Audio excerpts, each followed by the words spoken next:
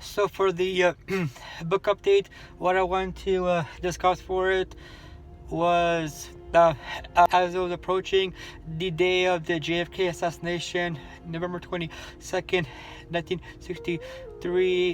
Jake or George was making his how he was going to stop Lee Harvey Oswald, and part of that plan was to rent a sort of house at least for a while uh, near the near the Dallas Book Depository, and any depository as it were Lee Oswald would work as a job, and on the sixth floor is where he would build his own nest, build his own sniper's nest of oxes, where he would hide, and he would snipe Kennedy as he was driving his way through Love Field in Dallas. Yeah, and as he was making his final preparations, he recently left a note for Sadie saying that he didn't want her to follow him because it would be too dangerous, and he didn't want her to have her involved in that kind of situation. And so he let her know, saying that, and told her that after she was finished reading it, to burn it. But one night while he was sleeping, she came to the place where he was staying the day of the assassination, and she found him, and she gave him an ultimatum, which was either I go with you to stop Oswald, or you don't go at all. Like there's no third option. And so and he knew that she was being serious about that. She really wanted to go with him, despite knowing how dangerous it was, and knowing and not sure of knowing if they would get caught or not. Be caught in the act, sort of. And as they were driving there in their car, their car, one of the wheels blew off, and it hit a curb, and so because that they took the bus to Love Field, but something happened to the bus. I'm not sure what. But there's a lot of havoc and commotion. Obviously, the past wants to save itself, and so it was telling them that by making the bus crash, and the driver of the bus had a shard of glass impaled in his forehead, and he was still alive, but barely. And so far it's getting pretty good. And for the health article, it was about how what foods to eat or not to eat. Pregnant women should have those foods are calcium, to obviously to give their baby their strong bones and teeth. Iron, because iron-rich foods such as spinach and other sort of foods to give to make so that way it gives the baby oxygen from the blood. And also said the foods that would not eat, which was alcohol. Obviously goes without saying. It should be common sense to not drink while you're pregnant. Should be pretty obvious. And also another food, another no food was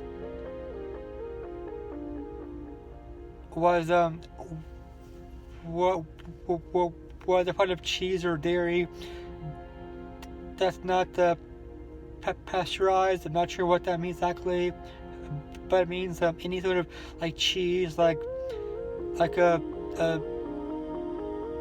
blue cheese, a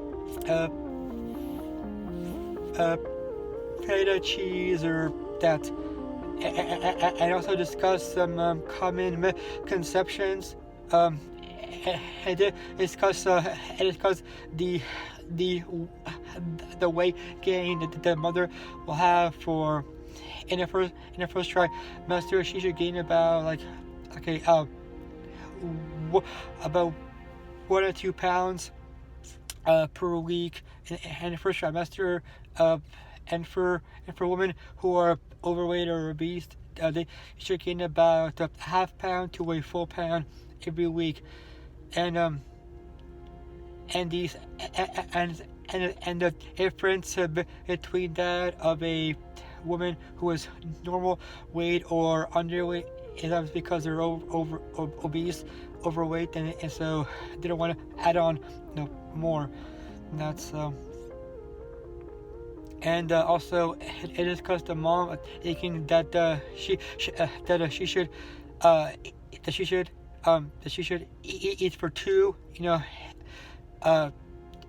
which is eating twice as she actually normally would, but that is but that also come misconception. Some women actually don't need to eat twice of what they were. And for Rob, the first thing I want to discuss, as I believe the most talked about part, which was whenever Braun Strowman, Kane, and Brock Lesnar were fighting backstage. Braun attacked Kane and Brock, and while they're both down, he used a grappling hook that was in a sort of chest to having a truss down onto him, and a truss is basically the steel the checkered wall you see backstage. I'm not sure how to best describe it because I've never heard that before, but that's basically what it is. And he brought it down to him, and I guess that's why he's called the Monster Among Men, huh? And then the main event was Finn Balor and Gunther Anderson, aka the Balor Club, versus Seth Rollins, Roman Reigns, and Jason Jordan. Jason was excited that he was getting to be the tag team champion with Seth Rollins, and he got overexcited, and so. But Rollins said that he has a lot to learn, and he called themselves, him, Seth, and Roman, the best three-man team WWE. To which Balor, the Balor Club, responded.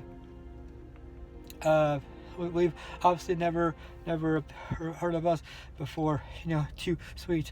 And then Kringle made a match that night, a 6-man tag team match of the Balor Club versus the Shield.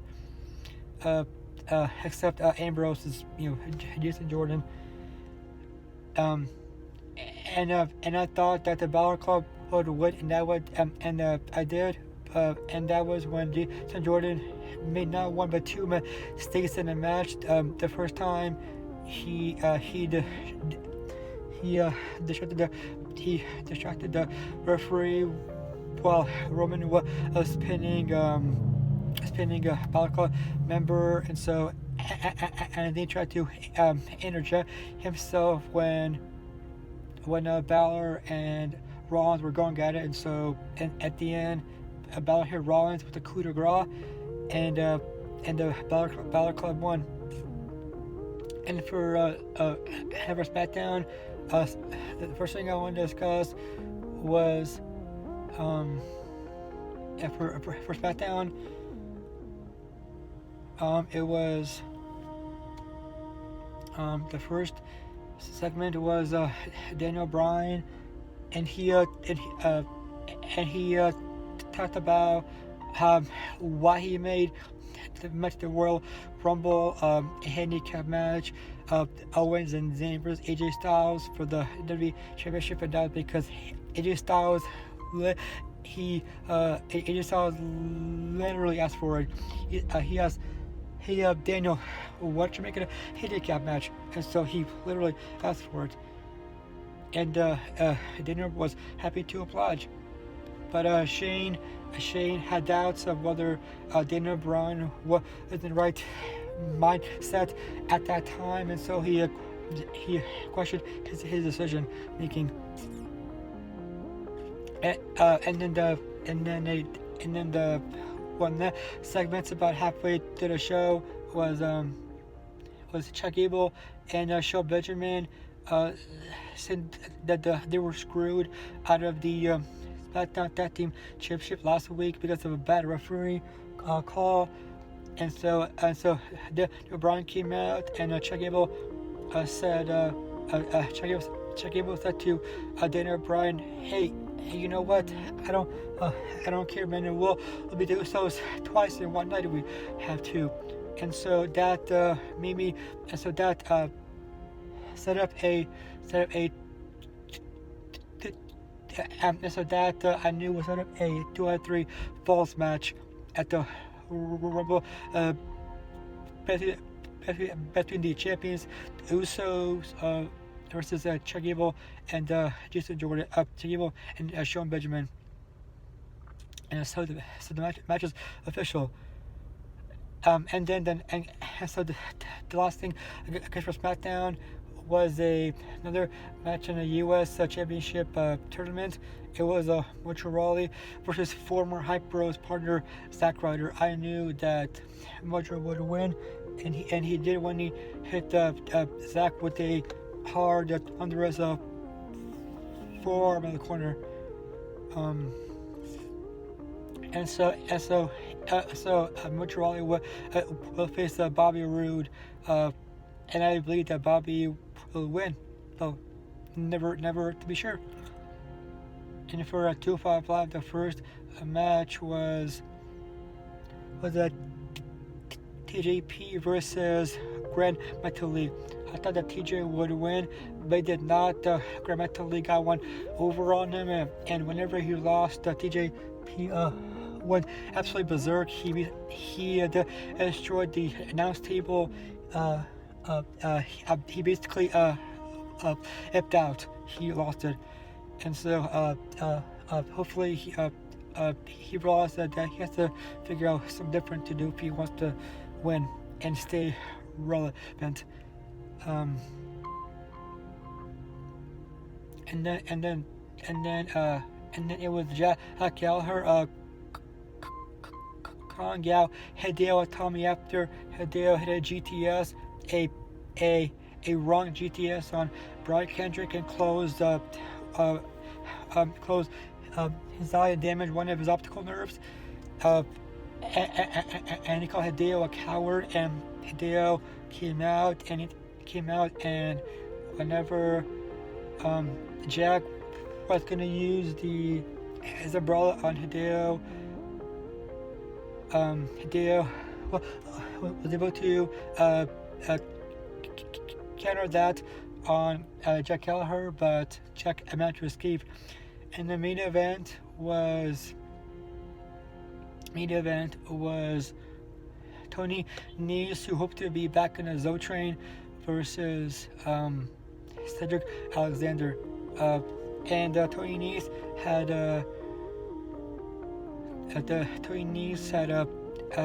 Enzo Amore by his side.